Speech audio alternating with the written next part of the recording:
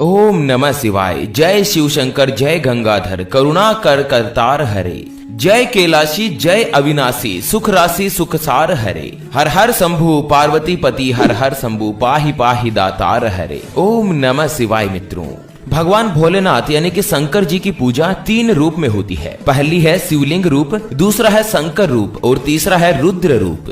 दोस्तों, शंकर भगवान की पूजा खासकर सोमवार, चतुर्दशी और शिवरात्रि पर होती है। सावन का महीना भगवान भोलेनाथ का पवित्र महीना होता है और पुराणों में लिखा गया है कि मित्रों, शिवलिंग की 8 तरह से पूजा करने पर आपको अपने जीवन में मनचाहा मनोकामना आप पूर्ण कर सकते हैं। भगवान भोलेनाथ की कृपा से हर एक वो चीज हासिल कर सकते हैं जो आपके पास नहीं है, जिसकी आपके पास कमी होती है। बस करना होता है तो सच्चे मन और सच्ची श्रद्धा के साथ हम यहाँ पर आपको बताने जा रहे हैं। उसी आधार पर आप भगवान भोलेनाथ की पूजा करें सोमवार के दिन, जिससे आप अपने जीवन के सारे रुके हुए काम पूरे कर सकते हैं। जितनी भी आपकी समस्याएं हैं, आप उसका समाधान प्राप्त कर सकते हैं। मित्रों, सोमवार का दिन भगवान भोलेनाथ को समर्पित होता है। माना जाता है कि इस दिन विधि विधान से अगर भोलेनाथ की पूजा अर्चना की जाती है या कुछ ऐसी विचित्र और विशेष वस्तुएं होती है जो भगवान भोलेनाथ के शिवलिंग पर अगर चढ़ाई जाती है ना, तो भोलेनाथ की कृपा से व्यक्ति को सभी तरह के दुख दर्द से मुक्ति मिल जाती है। हर एक व्यक्ति का जीवन सुखमय हो जाता है। तो आइए जानते हैं कि सोमवार के दिन भगवान भोलेनाथ यानी कि शिवलिंग की आराधना कैसे करें और किन किन वस्तुओं की पूजा करने से आपको क्या क्या प्रभाव या क्या क्या फल मिलता है। मित्रों, सबसे पहले तो वीडियो को लाइक जरूर करें और कमेंट बॉक्स में ओम नमः शिवाय लिखकर वीडियो को शेयर कर दीजिए। चलिए आपको बता दें कि सोमवार के दिन सुबह प्रातः काल जल्दी उठ जाएं और स्नान आदि से निवृत्त होने के बाद साफ वस्त्र धारण करें। घर के मंदिर में दीपक जलाएं। सभी देवी देवताओं का गंगा जल से अभिषेक करें। शिवलिंग में गंगा जल और दूध चढ़ाएं। भगवान शिव को पुष्प अर्पित करें और उसके अलावा भगवान शिव को बेल पत्र अर्पित करें और फिर भगवान शिव की आरती करें और उन्हें भोग लगाएं। इस बात का ध्यान रखें कि भगवान को सिर्फ सात्विक चीजों का ही भोग लगाया जाता है और भगवान शिव का अधिक से अधिक संख्या में ध्यान करें। ये तो होगी भगवान शिव की पूजा करने की एक सामान्य विधि। और अब बात करते हैं कुछ विशेष विधि के बारे में, जिसको अगर आप करते हैं ना, तो दोस्तों भगवान भोलेनाथ की कृपा से आपके सभी रुके हुए काम पूर्ण हो जाते हैं। भगवान भोलेनाथ की आराधना से मन को शांति मिलती है और इसके साथ ही आपका भाग्य भी बदल जाता है। आप किस्मत चमका सकते हैं। शिव जी की असीम कृपा पाने के लिए सबसे पहला उपाय मैं आपको बता रहा हूँ। ज्योतिष शास्त्र के अनुसार सोमवार के दिन स्नान करने के पश्चात शिव जी की पूजा करें और इस दौरान उत्तर दिशा की ओर मुख करके ओम नमः शिवाय इस मंत्र का 108 बार जाप करें। ऐसा करने से आपके जीवन में जो भी परेशानी आ रही है, जो भी बाधाएं आ रही है ना, वो सब कुछ समाप्त हो जाएगी, वो बाधाएं दूर हो जाएगी। और इसी के साथ मित्रों अगला उपाय मैं आपको बता रहा हूँ। साथ ही अगर आपकी कुंडली में कोई भी शनि का दोष है तो उससे आपको छुटकारा मिल जाता है। तो ध्यान रहे, आपको अगर शनि महाराज लगे हुए हैं, 7.5 अगर आपकी चल रही है ना, तो किसी भी सोमवार के दिन विधि विधान से स्नान आदि करने के पश्चात भगवान भोलेनाथ के मंदिर जाएं और शिवलिंग के ऊपर समे के पत्ते चढ़ाकर भगवान भोलेनाथ की पूजा करें।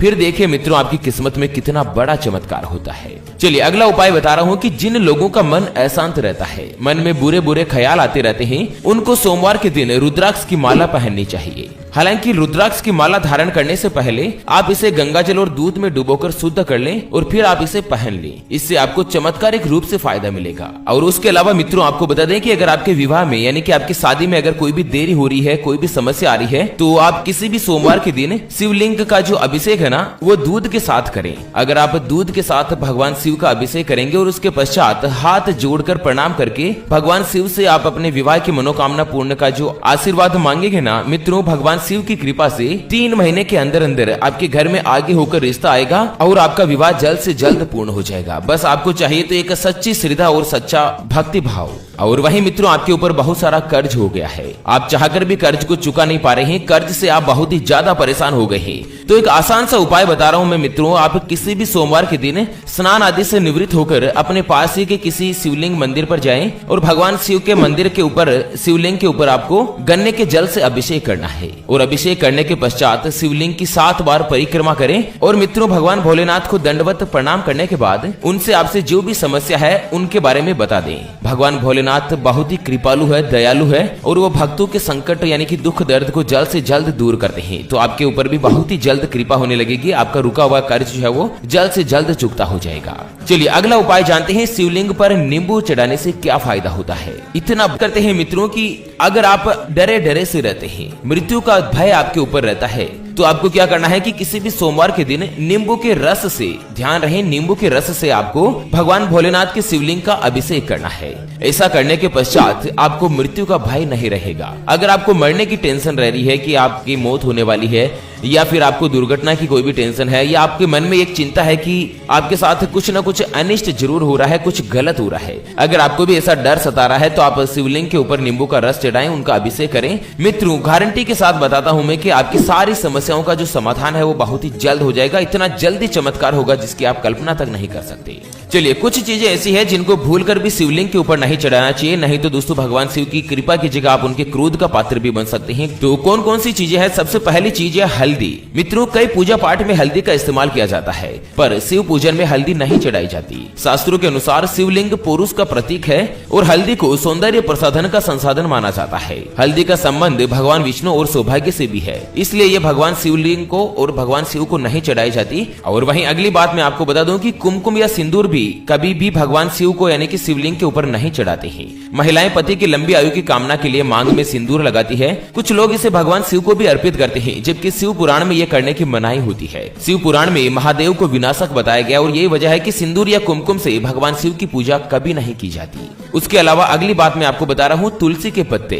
मित्रों, पवित्र तुलसी का प्रयोग कई देवी देवताओं की पूजा में विशेष रूप से किया जाता है। हालांकि सावन या भगवान शिव की पूजा में इनका इस्तेमाल वर्जित माना जाता है। पौराणिक कथाओं के अनुसार भगवान शिव ने तुलसी के पति असुर जालंधर का वध किया था, जिससे क्रोधित होकर तुलसी ने भगवान शिव को अपने देवीय गुणों वाले पत्तों से वंचित कर दिया। ऐसे में भगवान शिवलिंग के ऊपर कभी भी तुलसी का पत्ता नहीं चढ़ाया जाता। अगला पॉइंट आता है लाल और केतकी के फूल। मित्रों, महादेव की पूजा में लाल फूल बिल्कुल भी नहीं चढ़ाए जाते। एक कथा के अनुसार झूठ बोलने पर भोलेनाथ ने केतकी के फूल को श्राप देते हुए कहा कि शिवलिंग पर या शिव जी की पूजा में कभी भी केतकी के फूल को अर्पित नहीं किया जाएगा। तो उसके बाद शास्त्रों में विधान हो गया कि कभी भी भगवान शिव यानी भोलेनाथ की पूजा के दौरान लाल फूल नहीं चढ़ाए जाते, हमेशा उनको सफेद फूल ही चढ़ाए जाते हैं। और अगला पॉइंट आता है नारियल पानी। मित्रों, नारियल को माँ लक्ष्मी का स्वरूप माना जाता है, इसलिए इससे शिव जी का अभिषेक बिल्कुल भी नहीं करना चाहिए। शिवलिंग पर चढ़ाई जाने वाली चीजों को ग्रहण करना वर्जित माना जाता है, इसलिए भी शिव पर नारियल का जल चढ़ाने की मनाही होती है। और अगला और अंतिम पॉइंट आता है शंख।